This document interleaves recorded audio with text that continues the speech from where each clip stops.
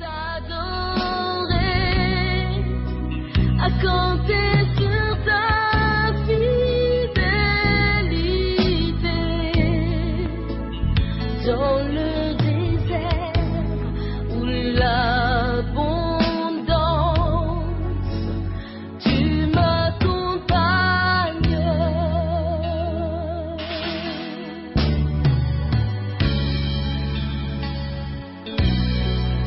Oh, dans ma détresse, ma solitude,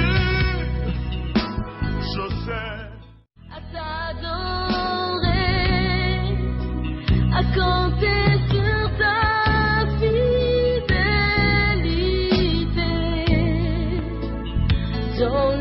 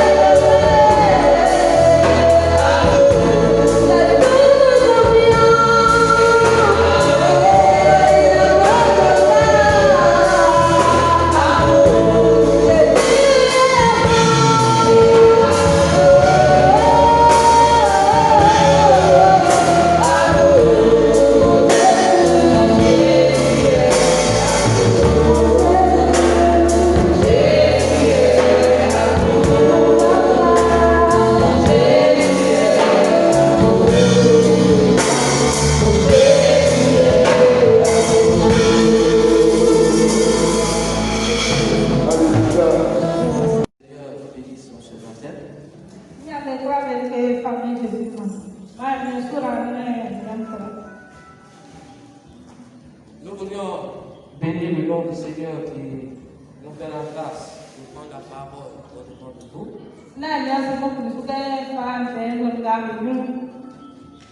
Dis merci à notre pasteur,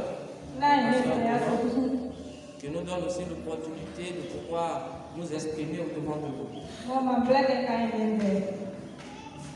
Mais aussi lui dire merci pour tout le soutien qu'il a cessé de nous accorder durant toute notre année scolaire.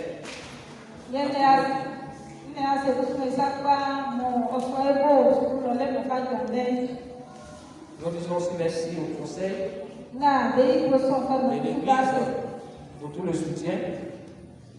Merci à l'ensemble du peuple de Dieu que vous êtes pour tout votre soutien durant toute cette année. Disons que l'année n'a pas été facile, surtout vers la fin. Laurent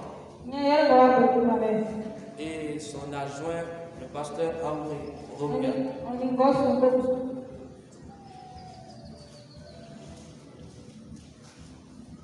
Ceci étant, nous allons passer à la parole de Dieu. Et le thème qui nous a été demandé, c'est Dieu n'abandonne jamais le juste. Tiré de Psaume, le numéro 37, verset 25, que je vous invite à lire. Psaume 37, verset 25. Voilà. Nous voulions relever le fait que ce thème a été déjà débuté tout le long de cette semaine, le mardi et le jeudi, par notre l'ancien Dogo, qui a déjà traité une première partie. Nous venons juste en complément. Psaume 37, verset 25. Voilà si c'est trouvé. Connaît prospérité dans ses actes.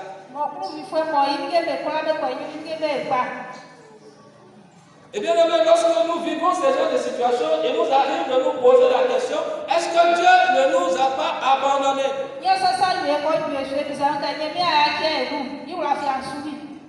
Lorsque des situations s'enchaînent, des situations malheureuses, des situations de difficulté, des situations pénibles s'enchaînent dans la vie du croyant, dans la vie de celui qu'on pourrait appeler juste.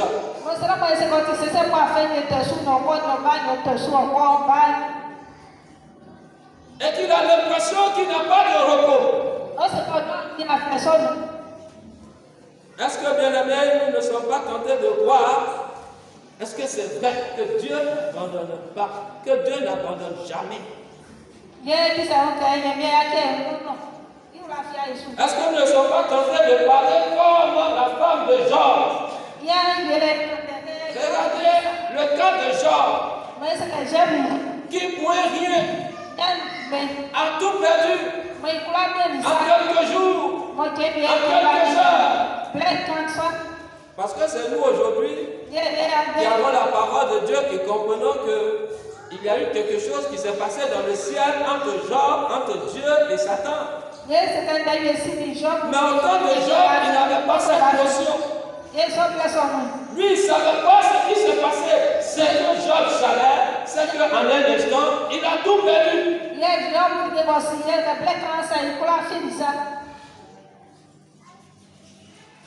Bien aimé, est-ce que nous ne sommes pas tentés de nous poser cette question?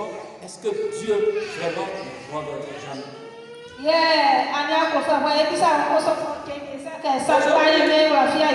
Lorsqu'une situation nous arrive, lorsque nous sommes dans une situation pénible,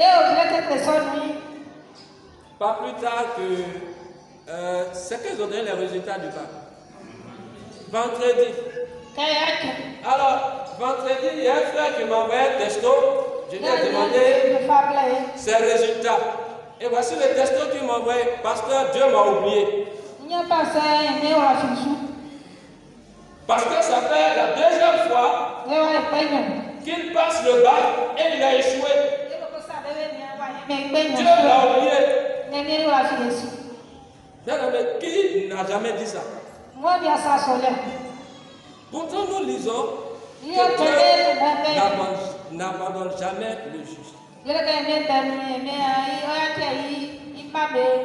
C'est pourquoi cette réflexion, bien aimé, mérite toute l'attention qu'il faut. Parce que cela nous concerne nous tous. Quand nous ne vivons pas la situation, il est facile de dire Dieu n'abandonne jamais. Mais lorsque nous sommes dans le feu, lorsque nous sommes dans la difficulté, bien aimé, les paroles chantent, les mots chantent, la foi elle-même fuit le camp. Et nous oublions, bien aimé, Psaume 37, verset 25. Nous l'oublions. C'est pourquoi, durant toute cette semaine, il a plu à Dieu et il a plu aussi au pasteur que nous puissions traiter sur terre. Les préalables, bien aimés, ont été posés par le premier orateur. Car si nous disons que Dieu n'abandonne jamais le juste, il est important de savoir qui est le juste. Qui est le juste. Et l'orateur nous l'a dit le mardi, que le juste, dans le contexte de l'Ancien Testament, est celui qui mettait en pratique les commandements de Dieu sous la loi. Donc lorsque nous prenons l'Ancien Testament, le juste est celui qui met en pratique les commandements de Dieu sous la loi. Selon Deutéronome 6, verset 27. Et ça, l'orateur a eu longuement à s'étendre là-dessus. Lorsque nous venons à la nouvelle alliance, sous la grâce, le juste se définit comme celui qui a la foi en Jésus-Christ. Ne pouvons pas nous justifier par la loi. Dieu nous a fait grâce en donnant son Fils. Désormais, celui qui croit en Jésus est déclaré juste devant Dieu. Et Romains 3, verset 20 à 26, bien-aimé nous le dit. Certes, nous n'avons pas la justice absolue, et c'est ce que l'orateur a dit. Et nous sommes d'accord avec. Notre justice, nous en tant qu'êtres humains, est relative. Parce que c'est une justice par rapport à Jésus. C'est en Jésus que nous sommes justes. En dehors de Jésus, il n'y a point de juste. Bien aimé, cette justice que nous implique la foi en Jésus-Christ a des implications. Cette justice a des implications. Et au risque de gagner toutes les implications que l'orateur a eu à citer, je voudrais juste donner ce qui est principal, ce qui résume toutes les implications. Notre justice en Jésus implique que nous devons vivre en conformité avec la vie de Jésus-Christ. Car si tu dis que tu as la foi en Jésus, il faut que ta vie soit conforme à la vie de Jésus. En dehors de cela, bien aimé, il y a un gros point d'interrogation sur ta foi en Jésus. Et dire que notre vie soit conforme à la vie de Jésus, c'est de nous efforcer chaque jour à marcher comme Jésus a marché, à aimer comme Jésus a aimé, à exercer notre justice comme Jésus a exercé sa justice. Bien aimé, cette implication est très importante. Car par moments, nous nous posons la question, Dieu m'a abandonné. Mais est-ce qu'il n'est pas arrivé à un instant, à un moment donné, où toi-même tu as abandonné Dieu? Où toi-même, bien-aimé, tu es quitté sous la garde de Dieu? Où tu es quitté sous la protection de Dieu? Parce que notre justice est en Jésus-Christ. Puis, l'orateur nous a montré en quoi est-ce que Dieu n'abandonne jamais le juste. En un mot, quelques éléments qui montrent que Dieu n'abandonne jamais le juste. Question de nous aider nous-mêmes à avoir ces éléments, à nous les approprier. Pour que bien aimés, nous soyons convaincus, nous soyons rassurés que effectivement Dieu n'abandonne jamais le juste. Et l'orateur a dit, face à la maladie, face à la mort précoce, Dieu n'abandonne pas. Lorsque le juge souffre, Dieu ne l'abandonne pas. Et l'exemple d'Ézéchias dans 2 Rois, chapitre 20, verset 3, nous a été donné. Ézéchias malade, le prophète Ésaïe envoyé par Dieu dit à Ézéchias qu'il mourra. Ézéchias rappelle à Dieu ses actes posés. Mais lesquels actes? Les actes de justice. Et le cœur de Dieu est touché. Et Dieu revient sur sa décision. Dieu n'abandonne pas le juste face à la maladie. L'exemple de Tabitha, comme aujourd'hui le comité porte son nom, nous a été donné aussi par l'orateur. Dans Actes chapitre 9, verset 36 à 41, Tabitha qui meurt. Mais regardez ce qui est intéressant.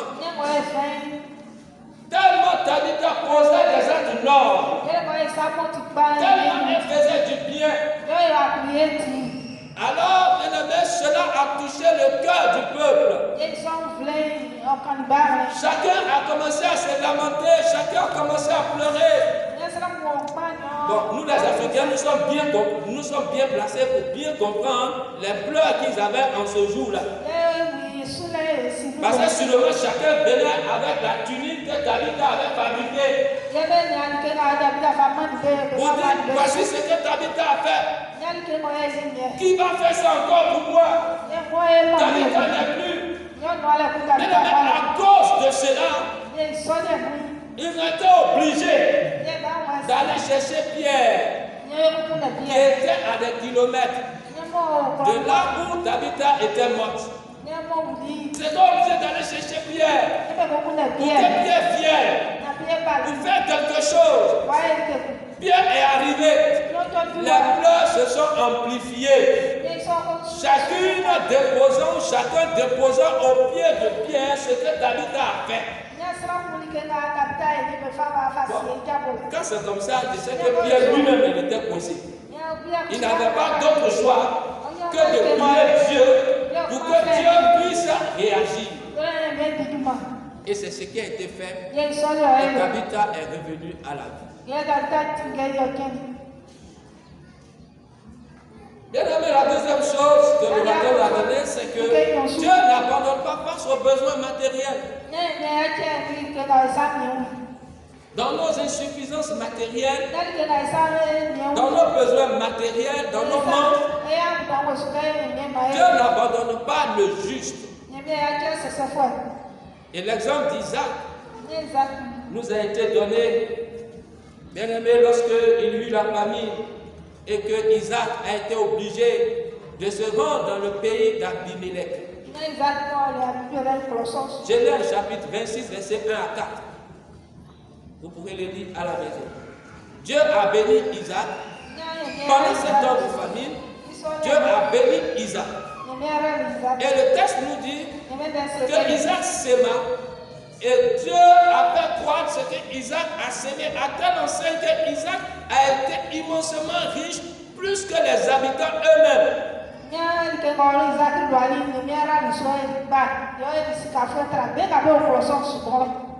Dieu n'abandonnera jamais le juste quand il est dans un besoin matériel.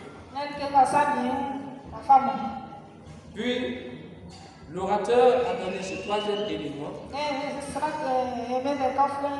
qui est le fait que Dieu n'abandonne jamais lorsque nous sommes dans des situations difficiles, dans des situations compliquées. Dieu n'abandonne jamais. Dieu est avec nous. Même si aujourd'hui, nous, de façon directe, nous n'avons pas été l'objet de la grâce ou de la visitation du Seigneur en ce temps précis, Dieu se souviendra de nous au travers de notre postérité. Et les hommes de Jonathan avec David a été pris. Bien aimé, que ces éléments nous fortifient et nous rassurent que Dieu n'abandonne jamais. Ce matin, nous voudrions compléter ces éléments, mais nous attarder sur le volet concernant la partie spirituelle. Le volet spirituel. Si physiquement, matériellement, Dieu n'abandonne pas, spirituellement aussi, notre Dieu n'abandonne jamais le juste. Et cela est important. Et le premier élément que nous citons, c'est que Dieu n'abandonne jamais le juste dans sa foi. Dans sa foi. Dieu n'abandonne jamais le juste dans sa foi. Mais cela est important. Parce que par moments, des situations arrivent où notre foi s'abaisse, où notre foi tend à disparaître, où nous commençons à douter.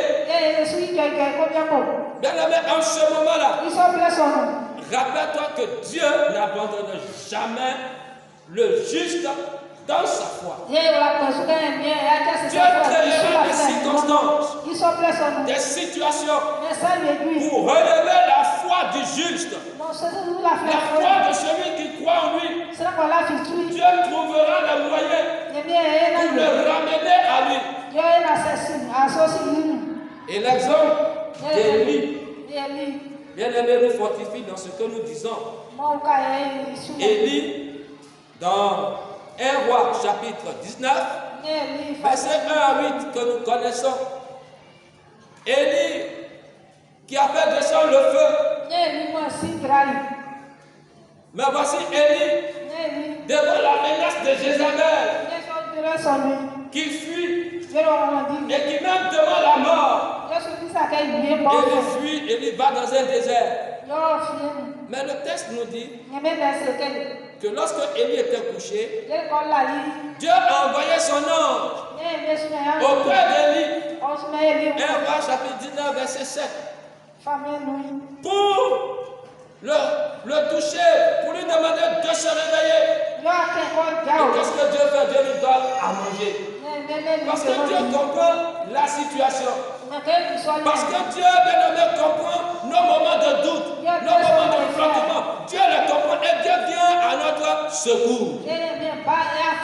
Et Dieu vient au secours d'Élie.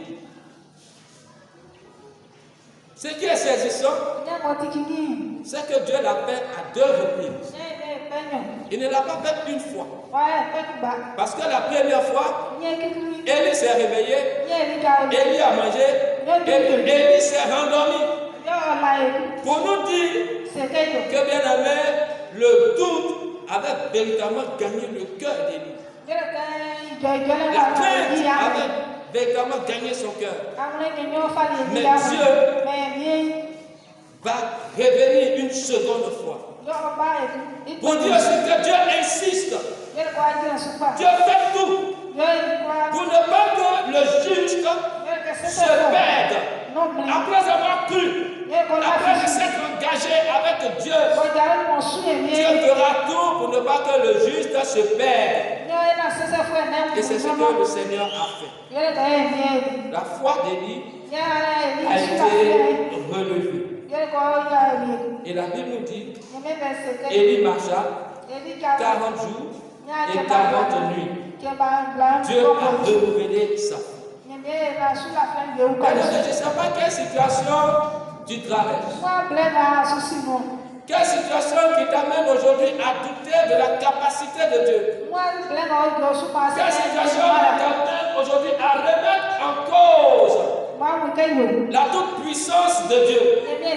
Mais ce matin, je voudrais dire à un enfant de Dieu, à celui qui s'est engagé véritablement avec ce Dieu, que quelles que soient les situations que tu vis, Dieu est avec toi et Dieu veut relever ta foi. Dieu veut relever ta foi.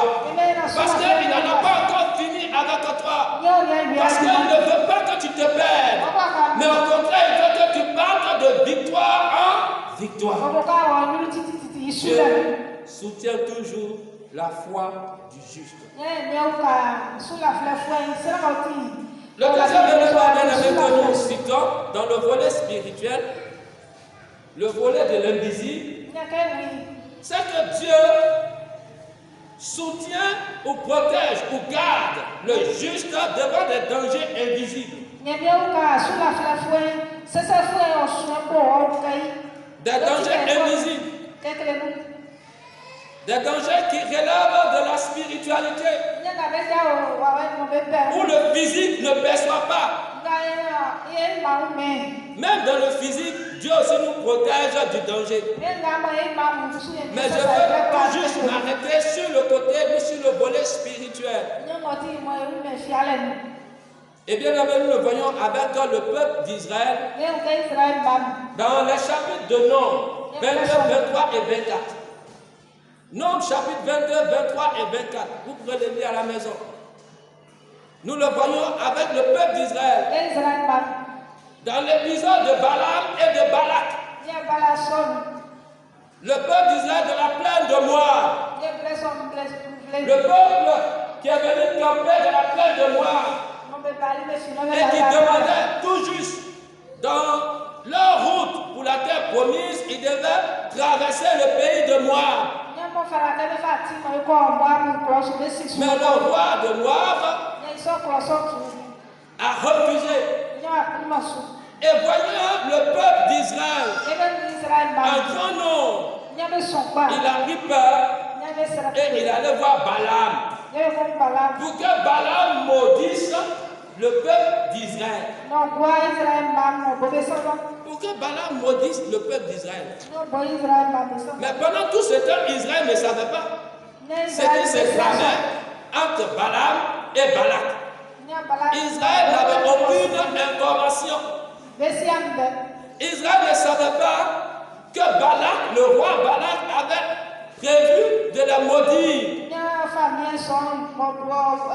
Mais la Bible nous dit, dans Nombres 23, verset 8 à 11, qu'en lieu et place de la malédiction, c'était plutôt la bénédiction qui sortait de la bouche de Balaam. En lieu et place, bien aimé, de la malédiction, c'était plutôt la bénédiction. À tel enseigne que Balaam s'est fâché, Balaam s'est élevé pour dire à Balaam, moi je t'ai fait venir ici pour que tu maudisses le peuple. Pourquoi tu l'as béni?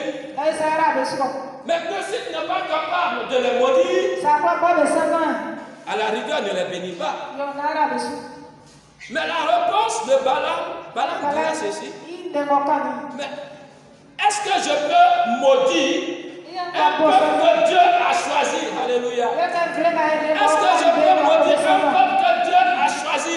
Mais Dieu, comme nous l'avons entendu ce matin dans EBCI, avant même la fondation, en Jésus-Christ, Dieu nous a élus, Dieu nous a choisis juste en Jésus. Et aucune malédiction. Que cela se trame dans le spirituel. Que cela se trame dans l'invisible. Aucune malédiction ne peut atteindre le juste. Celui qui est en Jésus-Christ. Celui qui reste attaché à Jésus. Que les sorciers se démêlent. Qu'ils fassent leur programme. Que le monde invisible s'élève. Que le mystique s'élève. Qu'ils fassent leur programme. On n'est pas censé tout connaître. On n'est pas censé tout savoir. Mais ce que nous savons, et ce dont nous devons être sûrs, c'est que Dieu garde toujours le juste. Dieu le préserve. Et Dieu a préservé Israël. Mais bien aimé, je vous conseille de continuer cette histoire chez vous à la maison. Prenez le temps, lisez le nom 22, 23, 24 et même 25. Prenez le temps de le lire. Parce que Dieu a gardé le peuple. Pourquoi? Car en ce temps-là, le peuple craignait l'Éternel. Mais la suite de l'histoire nous dit, et c'est sur ça que je vais attirer votre attention. La suite de l'histoire nous dit que Balaam, ne pouvant pas maudire le peuple, va donner une stratégie à Balak. Et la stratégie qu'il va donner à Balak, c'est de lui dire, si tu veux que le peuple soit maudit, arrange-toi pour qu'il déplaise à leur Dieu. Arrange-toi pour qu'ils soient en faute devant leur Dieu. Et ça, le chapitre 27, verset 1, déjà nous l'annonce. Et la suite nous dit, c'est ce que Balak a fait. Ils ont invité le peuple d'Israël à la cérémonie de leur faux Dieu. Ils les ont invités. Ils ont fait venir les plus belles jeunes filles avec des danses. Et bien aimé, ce n'était pas de simples danses. De sorte que le cœur des enfants d'Israël a commencé à se détourner. Et ils ont vu que les filles moabites étaient belles. C'est là que leur malheur a commencé. C'est là que leurs difficultés ont commencé. Ils ont commencé à prendre des femmes moabites. Et le texte nous dit que Dieu s'est irrité et Dieu les a frappés. C'est pourquoi, bien aimé, si Dieu n'abandonne jamais le juste, nous, le travail, c'est de tout faire pour rester dans la droite ligne de Dieu. C'est de tout faire pour rester dans cette justice. Car si nous sortons, nous nous exposons à l'ennemi. Nous nous exposons à l'ennemi. Mais tant que nous y sommes, tant que, bien aimés, nous sommes dans la présence de Dieu, tant que nous restons attachés à Dieu, tant que notre vie, bien aimés, nous faisons des efforts pour nous conformer à Dieu, Dieu prendra soin de nous, Dieu nous gardera. Nous n'avons pas à avoir peur des sorciers. Nous n'avons pas à avoir peur des mystiques. Mais le travail que nous devons faire, bien aimé, c'est de rester attachés à Dieu. Ne voyons pas les démons en tout et dans tout. Mais cherchons plutôt à tout faire chaque jour pour rester attachés à Jésus. En le faisant, qu'il se transforme en Salama, qu'il se transforme en cafard, qu'il se transforme en quoi que ce soit, ça n'engage que lui. Mais nous restons attachés à Jésus-Christ. Bien aimé, la troisième des choses que nous citons, c'est que Dieu n'abandonne pas le juste face au combat. Que ce soit des combats physiques ou des combats spirituels. Là encore, je m'attends sur le combat spirituel. Dieu n'abandonne pas le juste dans ce combat spirituel. Quand nous sommes en face des combats, et le Seigneur sera avec nous pour mener ce combat. Jamais il ne va abandonner le juste. Parce que cela y va de son honneur. Cela y va de son nom. Et Dieu n'abandonnera jamais le juste. Dans ces différents combats, Dieu combattra pour le juste. Et nous le voyons encore avec le peuple d'Israël. Dans sa marche vers Canaan, Dieu a chaque fois soutenu le juste. Dieu a chaque fois soutenu, bien aimé, le peuple d'Israël. Dieu a combattu pour eux. Dieu a été avec eux dans chaque combat qui a été mené. Dieu même leur a montré les stratégies. Bien aimé, Dieu ne nous abandonnera jamais dans le combat spirituel. Par moments, des combats semblent être au-dessus de nos forces. Par moments, bien aimé, nous avons l'impression que le monde des ténèbres se livre contre le juste. Mais dans ce combat-là, et si c'est ton cas, bien-aimé, si actuellement tu fais face à un combat spirituel, ce matin je voudrais te dire que Dieu est avec toi dans ce combat. Je voudrais te dire que Dieu prend les devants de ce combat. Sois rassuré que ton Dieu est là et il combattra pour toi. Bien-aimé, c'est vrai que c'est physique, mais l'image qui a été donnée au travers de l'histoire d'Élisée, ou du moins c'est l'histoire de Géasi, le roi syrien avait constaté qu'à chaque fois qu'il faisait son plan de guerre, à chaque fois qu'il faisait son plan de guerre pour attaquer Israël, le prophète Élisée révélait même avant que lui-même il ne puisse dire ce qu'il allait faire. Le prophète Élisée révélait au roi d'Israël ce que le roi syrien avait prévu. Attends, on sait que le roi syrien en fut troublé. Et il a demandé à ce conseiller de guerre qui révèle à Israël ce que nous entrevoyons faire. Alors ils vont dire personne. Mais c'est le prophète Élisée qui se trouve en Israël. C'est lui qui révèle ce que le roi, depuis sa chambre, décide de faire. C'est lui qui révèle cela au roi d'Israël. Alors le roi syrien va dire ok, comme c'est comme cela, alors on va attraper Élisée lui-même. Alors, un contingent de chars s'engage, matin bonne heure, à 6 heures, Géasi sort pour aller puiser de l'eau. Il lève sa tête, il voit que toute la vallée est remplie de soldats. Bon, à la place de Géasi, vous faites comment? Géasi a laissé truche. Tout ce qu'il est venu avec pour puiser l'eau, il a couru pour trouver son maître. Ce qu'il a dit à son maître, maître, on est perdu. Parce que toute la plaine est remplie de soldats. Mais Élisée, qui savait que Dieu n'abandonne jamais le juste, Élisée va lui dire, reste tranquille. Car ceux qui sont avec nous, ils sont plus nombreux que ceux que tu vois.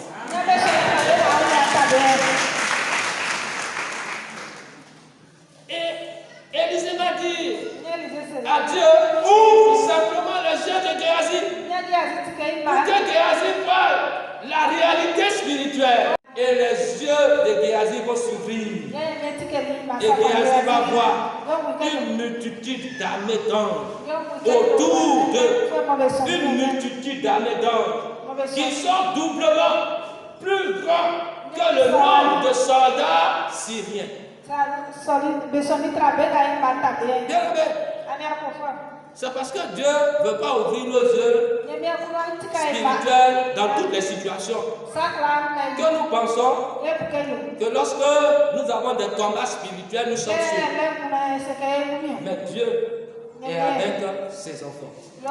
Et Dieu, bien aimé, les garde. Et Dieu les environne. La Bible le dit dans Psaume chapitre 34, verset 7, la Bible dit: l'ange de l'Éternel campe autour de tous ceux qui craignent l'Éternel. Et Dieu les délivre. Et Dieu les libère. Verset 8.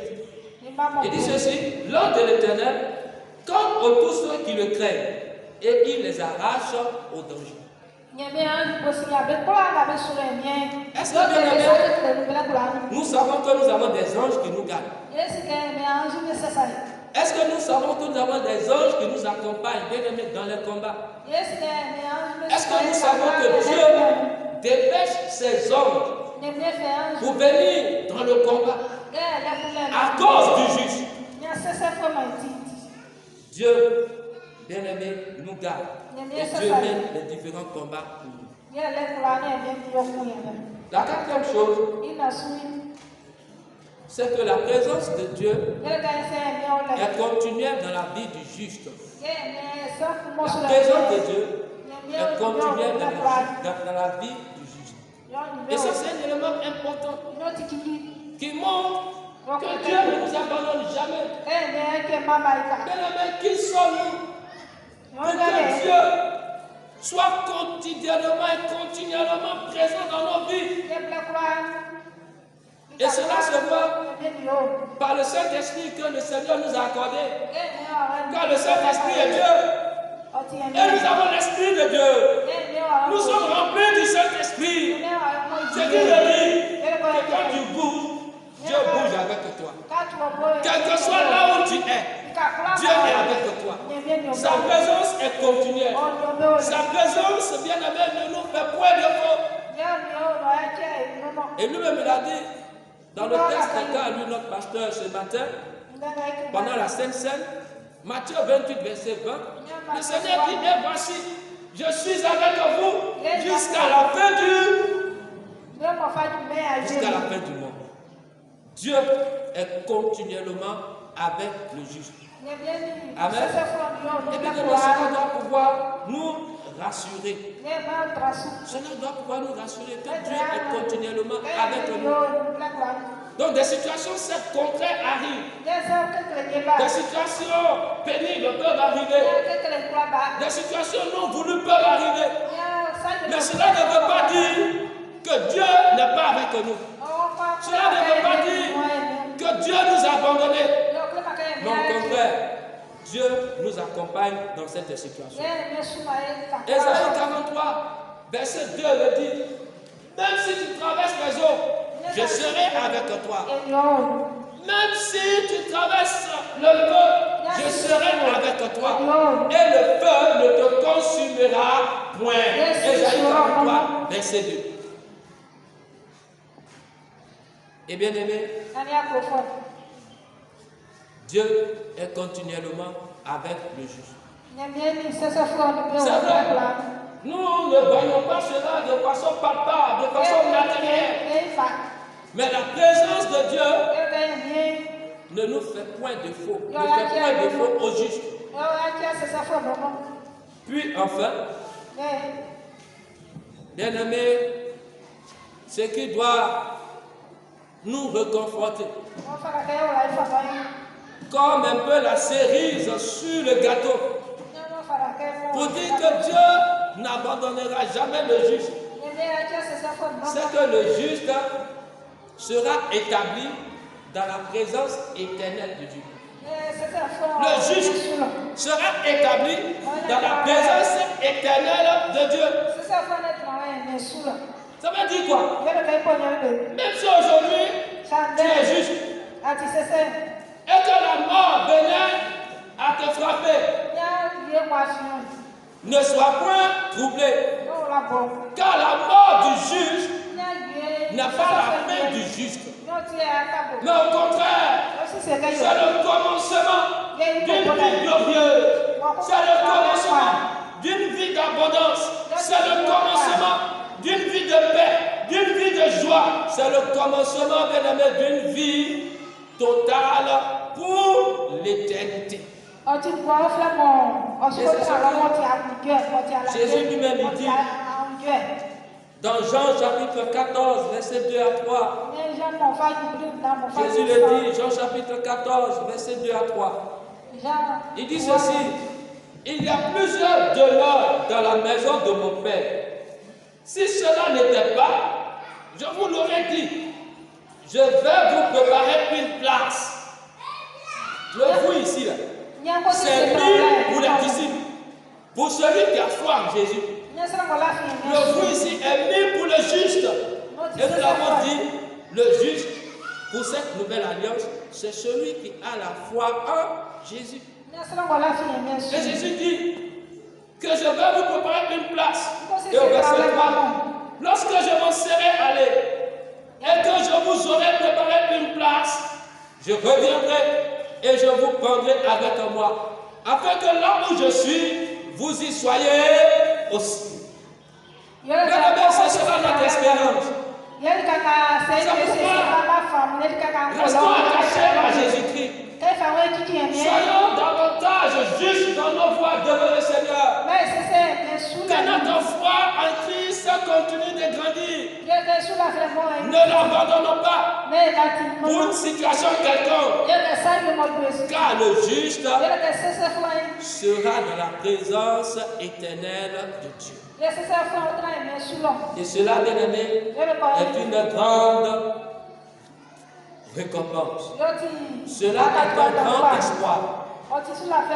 Si aujourd'hui le monde nous méprise, si aujourd'hui le monde nous rejette, si aujourd'hui le monde nous traite de toutes sortes de noms, soyons dans la joie. Parce que notre Père nous a préparé une place et nous serons avec lui pour l'éternité. Dieu n'abandonnera jamais le juste. Bien aimé, ces quelques éléments touchent à la vie du juste de façon générale. Le juge de façon générale. Mais parmi les juges, il y a des cas particuliers. Et les cas particuliers, ce sont les deux. Les orphelins parmi les juges. Bien aimé, ces veuves, ces orphelins-là ont une place de choix dans le cœur de Dieu. C'est pourquoi je voudrais dire à une personne, si aujourd'hui tu es veuve, si aujourd'hui tu es orphelin, ne t'appuie-toi pas, car tu as une place de choix devant l'Éternel. Tu as une place de choix devant Dieu. Et Dieu a un programme pour toi. Et bien, cela est important pour nous chrétiens de le comprendre et de le savoir. De sorte que nous ne puissions pas mépriser ou bafouer le droit bien aimé des veuves et le droit des orphelins. Car ceux, ils ont une place importante devant le Seigneur. Exode 22, verset 22 à 23, bien aimé, nous dit ceci. Et c'est sur ça que je vais terminer. Exode 22, verset 22 à 23.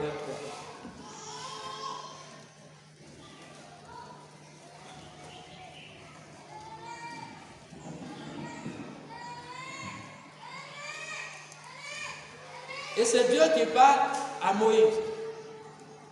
C'est Dieu qui donne cette loi à Moïse. Et Dieu dit ceci: tu n'affligeras point la veuve, ni l'orphelin. Et le verset 23, il dit: si tu les affliges et qu'ils viennent à moi, j'entendrai leur cri.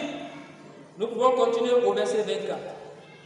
Ma colère s'enflammera et je vous détruirai par l'épée.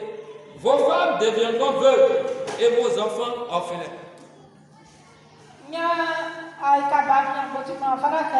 Bien-aimés, ce sont des paroles fortes de la part du Seigneur pour dire que la veuve, l'orphelin, a une place de choix devant Dieu. Dans le grand nom des justes, l'orphelin, la veuve a une place de choix. Et Dieu voudrait que l'orphelin, et Dieu voudrait que la veuve ne soit pas affligée. Car si, bien aimé, nous le faisons, le Seigneur dit, sa colère risque de s'enflammer. Et l'histoire du peuple disait, montre qu'effectivement, la colère de Dieu s'est enflammée contre le peuple. Lorsqu'ils ont commencé à outrager, lorsqu'ils ont commencé à mépriser les droits de la veuve, les droits de l'orphelin, Dieu s'est enflammé contre eux. Bien aimé, une église qui ne fait pas mention des veuves, une église qui ne fait pas mention des orphelins, une église qui ne fait pas mention des personnes vulnérables, risque d'attirer sur elle la colère de Dieu.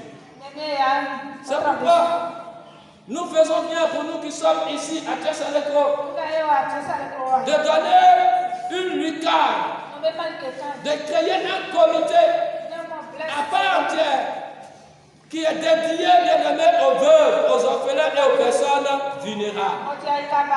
Car en le faisant, nous sommes dans le plan de Dieu. Nous sommes dans le projet de Dieu. Et Dieu en retour aussi nous bénira. Et Dieu en retour aussi, bien aimé, nous soutiendra. Car le faire, c'est toucher le cœur de Dieu. Que ce matin, donc, Dieu puisse nous aider. Bien aimé, à comprendre ces quelques éléments. C'est vrai que c'est un thème qui est vaste. Nous n'avons pas pu peut-être toucher à toutes les dimensions. D'autres occasions seront données. Peut-être le pasteur lui-même reviendra là-dessus. Mais bien aimé, retenons une chose, que Dieu n'abandonne jamais le juste. Le juste, c'est celui qui a foi en Jésus-Christ et qui conforme sa vie à celle de Jésus. Si nous le faisons, dans ces différents éléments cités, que ce soit physique, que ce soit matériel, que ce soit spirituel, Dieu ne nous abandonnera jamais. Es-tu affligé ce matin?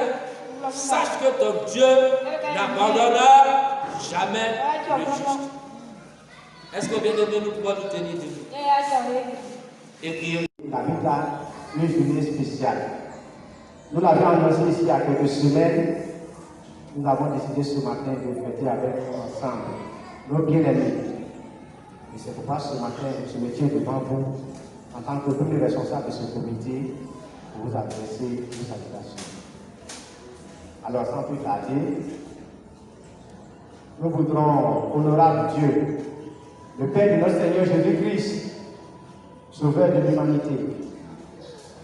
Chers pasteurs de l'église du Temple de la Restauration, j'ai nommé le pasteur Fona Kwame Noël, chers membres du conseil de l'église, chers invités, bien-aimés frères et sœurs en Christ, en vos rangs, grades et qualités ce matin, le comité Tabitha de l'église de Thiès-Saint-Lécro de la Restauration, par ma voix, vous souhaite la traditionnelle Akwaba dans ce beau et modeste temple à l'occasion de sa fête annuelle en ce jour du dimanche 16 août 2020.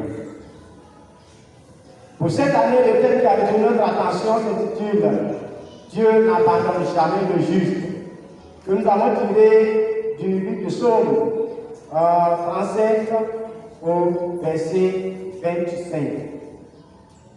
En effet, cette journée est pour nous, à l'image des églises évangéliques, des assemblées de Dieu de Côte d'Ivoire, une journée spéciale et doit être mémorable pour chacun de nous.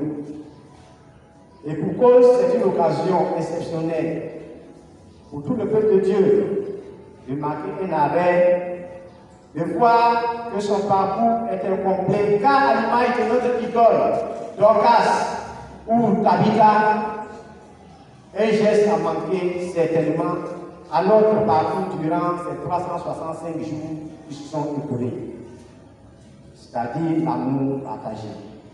Un élément indispensable à notre foi, bien-aimés. C'est donc à juste titre que le corps pastoral de notre mouvement a inclus cette journée dans le calendrier national des églises évangéliques Assemblées de Dieu. Nous voulons donc que chacun de nous, au sortir de ce culte dominical, puisse restituer quelque chose de précieux, c'est-à-dire un sourire à son voisin, en conjuguant ces deux éléments essentiels, dont le dominateur commun est pour nous la joie. Premièrement, parce que la joie, bien aimée, procréée à ce temple, dénommé le temple de la restauration, sera restituée à chacun de vous ce matin. Toute insuffisance ou défaillance que certainement l'ennemi voudra créer dans votre vie. Et secondo, la joie parce que la parole nous enseigne dans le livre des Actes 20, verset 35, qu'il y a plus de bonheur à donner qu'à recevoir. Et ta présence ce matin, bien-aimés, pour célébrer nos bien-aimés, notamment les orphelins, les veuves et les personnes du troisième âge, qui hélas sont frappés par cette situation non souhaitée, mais faisant partie du quotidien des hommes sur cette terre, est un signe manifeste d'amour. Chers pasteurs, le comité voudrait vous dire un grand merci. Malgré le contexte sanitaire avec son problème de difficultés économiques, vous avez pesé de tout votre poids pour la célébration de cette journée. À nos généreux donateurs, soyez rassurés, car Deutéronome 15:10 nous rappelle que l'Éternel vous bénira dans toutes vos activités et entreprises, parce que vous avez donné avec libéralité et sans regret de votre bien. Nous croyons la sainte parole. Nous prierons sans cesse afin que la grâce de Dieu soit votre quotidien. Le comité se réjouit enfin de l'adhésion totale du peuple à la célébration de ce jour, signe d'acceptation et d'engagement de tous pour une communion fraternelle. Cependant, chers pasteurs, nous nous tournons vers vous, car nous ne pouvons terminer sans présenter nos doléances à vous ainsi qu'à tout le peuple, car vous êtes pour nous un guide et par votre qualité de premier responsable de cette assemblée. Le comité, en effet, souhaiterait travailler au-delà du cadre restreint par les assistances dans des centres de santé de la ville, à la prison civile certainement, où les réalités sont souvent plus que tristes. Mais hélas, nous sommes limités par les moyens, surtout les moyens financiers. Nous sollicitons donc une adhésion totale et une contribution du peuple, d'abord par la prière, car disons-nous, la prière est l'âme du chrétien. Afin d'atteindre nos objectifs, notamment la réalisation de projets lucratifs pour nous, qui seront source d'emploi d'abord pour l'Église, pour nos bien-aimés, et surtout une autonomie financière pour le comité, afin de mener à bien ses activités. Chers pasteurs, voici un peu notre doléance. Nous disons merci à tout le peuple. Bonne fête à tous. Que le Seigneur bénisse chacun de nous et que nous puissions sortir d'ici, comme nous l'avons dit, avec un sourire et surtout un sourire que nous devons partager avec nos voisins. Je vous remercie. Depuis que papa nous a quittés, maman et moi traversons des situations difficiles. En effet, de son vivant, papa n'a pas souhaité que maman travaille. Hélas, aujourd'hui, nous faisons face à des difficultés. Et quelques parfums de bonheur que nous avions se transforment en odeur de nourriture. Aujourd'hui, j'ai eu une bonne nouvelle. En effet, j'ai eu mon baccalauréat avec mention. Dans la foulée de ma joie, je me dirige vers la maison pour informer maman de cette bonne nouvelle.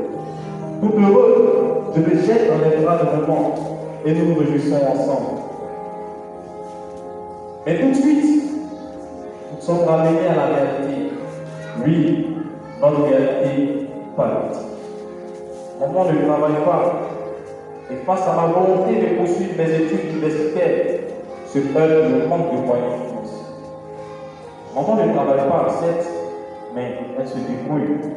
Est-ce suffisant? Non. Je ne suis pas le seul enfant, car nous sommes 3 enfants.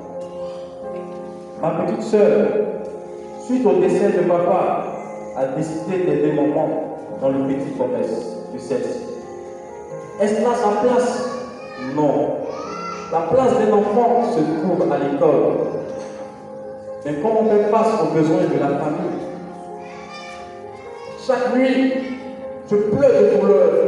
Et si papa était là, chaque son de douleur qui siffle lentement dans mon cœur me rappelle son départ. Orphelin, est-ce de ma faute? Veuve, est-ce de la faute de ma mère? Personne pour me répondre. Notre espoir, c'est Dieu seul. En effet, nous sommes chrétiens. Nous croyons en Jésus-Christ. La consolation de Christ nous a fait du bien par la manifestation de son amour pour nous. Oui, à l'Église, on nous parle de l'amour. J'ose croire qu'à seul l'amour de Jésus peut nous aider. Aujourd'hui, il existe un comité au sein de l'Église, aide les personnes vulnérables depuis des années. Ce comité nous a beaucoup aidé par le soutien des frères et sœurs de l'Assemblée. Ce comité, c'est Tabitha, qui s'occupe du social au sein de l'Église. Plus tard, quand je serai grand et aurai des moyens, j'aiderai le temps de la. Car avoir de l'amour et manifester le don de libéralité en faveur des veuves et des orphelins. Et même au-delà, toutes les personnes nécessiteuses, c'est vraiment aimer son prochain. Car la religion pure et sans tache devant Dieu notre Père consiste à visiter les veuves et les orphelins dans leur affliction et à se préserver des souillures de ce monde.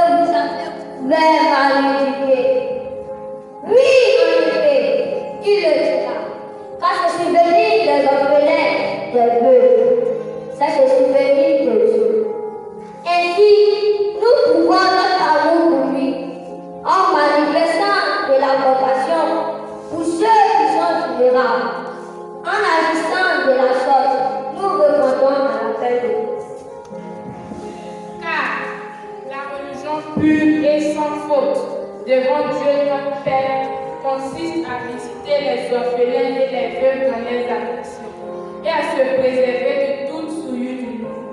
Achevez donc maintenant d'agir, afin que l'accomplissement selon vos moyens réponde à l'empressement que vous avez mis à vouloir.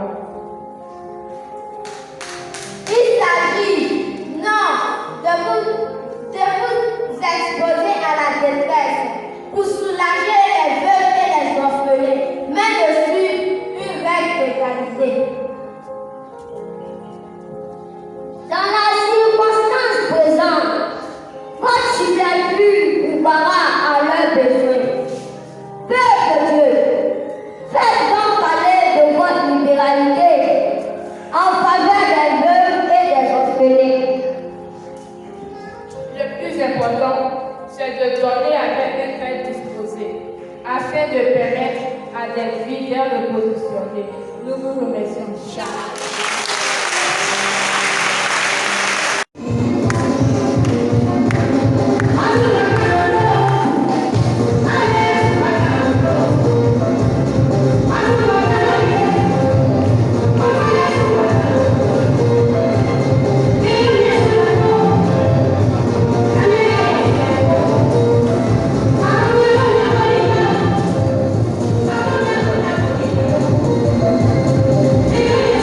you.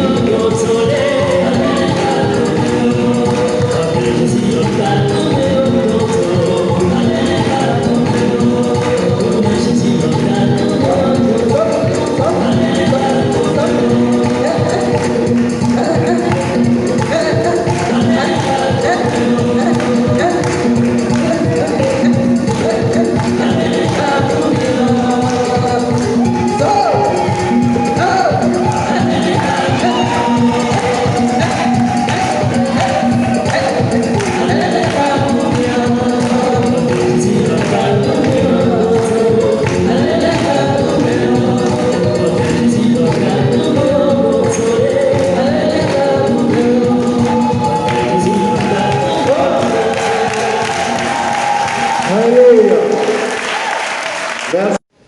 Qui veut glorifier le nom du Seigneur. La lecture des événements est une parallèle avec nous, l'ensemble du verset 19.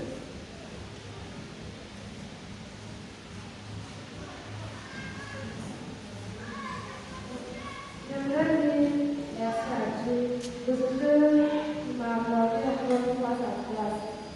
Pour ceux qui me connaissent depuis ma naissance, ma vie même est un témoignage. Parce que depuis ma naissance, il y a la maladie qui m'a fatigué tout le temps à l'hôpital et j'ai commencé l'école primaire au CM2, et la classe de CM2, je suis passée en 6e. J'ai vécu la classe de 6e, j'ai évolué jusqu'au 3e. Après au 3e, j'avais une prière à jouer un petit peu comme ça. Je ne veux pas répondre à classe. J'avais que je ne connais pas, je me servais, mais je refuse de répondre à classe. Nous sommes allés composer. Et les résultats sont sortis, j'ai été admise. Après les résultats, on attend l'orientation. C'était la moyenne pour être orientation, donc c'était 10. Pour les 9, on avait 19. Il n'a pas été orienté de façon nationale, il n'a pas été orienté. Donc au fond de moi, je n'étais pas troublée, je n'avais pas peur. Ma maman aussi le faisait, c'est même si je n'avais pas peur, je ne savais pas pourquoi, mais je n'étais pas habituée de ce que je n'ai pas été orientée. Donc pour moi, j'avais mal calculé mes moyens, mes matières d'orientation. Je me suis rendue assis au des résultats d'orientation. On a regardé, c'est les mêmes choses qui sont tombées. Donc bon, j'étais là à la maison comme ça, je n'avais pas peur, rien. Et puis on apprend comme ça qu'il y a eu, ils ont fait des orientations, il y a une deuxième orientation. Et là, j'étais complètement 8 et 9. Donc j'étais dans l'intervalle, j'ai été orientée. Pour la première fois de ma vie, depuis que moi je suis sortie, c'est la première fois, j'ai vu qu'il y a eu 2 orientations en une année pendant des années. Donc je dois dire merci à Dieu. Ça s'est pas arrêté là. J'ai continué la classe seconde, première, terminale. Les gens qui ont fait la phase de général, je n'ai pas répondu. J'ai reçu la vie du Seigneur. Je te demande pardon, je ne veux pas répondre à ma classe. Mon papa va à la réserve bientôt. Si je réponds là, comment je fais? Pardon, je ne peux pas répondre à ma classe. Je sais que tu ne connais pas. Je ne peux pas répondre à ma classe. On a commencé les cours. Et pendant les vacances, Dieu m'avait déjà révélé par les leçons que j'avais été admise. Et après, je m'avance où j'étais là, j'avais un prophète qui disait que j'avais vu aussi quand il est arrivé. Quand il m'a vu, il m'a dit comme ça que il m'a demandé si dans quel cas je suis il dit qu'il y aura le cas. J'ai essayé de parler de tout vraiment parce que Dieu m'a parlé, parce que moi-même dans mon songe, j'ai eu cette révélation. On a commencé l'année scolaire, je l'ai vu bien venir sa queue. J'étais à l'école et j'ai eu un terrible manque de vote. Ça m'a fait vraiment mal. Nous sommes venus à l'hôpital. On dit que c'est énorme l'hôpital. On m'a prescrit des médicaments. On m'a donné plus de médicaments pour préparer mon corps à une opération. Mais Dieu que nous adorons, le véritable Dieu que nous adorons, il ne m'a pas laissé tomber. Il a accordé la sagesse à mes parents. Qui ont appelé n'ont pas appelé sa conscience. Il me dit voici la situation que là, comment on fait? Elle en parle des amis. Comment on fait? Ma tante lui a dit comme ça, quand tu sortas des examens, quand on attend après les examens, on va faire l'écho, on va voir si ça est là. Et puis pour l'instant, je traduis ça à l'indigénat. Ma tante au village, ils ont envoyé des traitements, je les traitais. Pendant la 2 nuits, si je n'ai pas dormi, je ne pouvais pas étudier. Mais Dieu m'a soutenu jusqu'à ce que j'arrive au examen. Jusqu'à ce que j'ai le résultat que j'ai eu aujourd'hui. Je rends toute la gloire à Dieu. Je me suis capable de faire à l'orientation. Je me suis même pas à la maison. Je rends toute la gloire avec cette chose que je donne à Dieu. Écris mon nom, Seigneur, écris mon nom. Écris mon nom, Seigneur, écris mon nom. Prends ta plume, mon nom,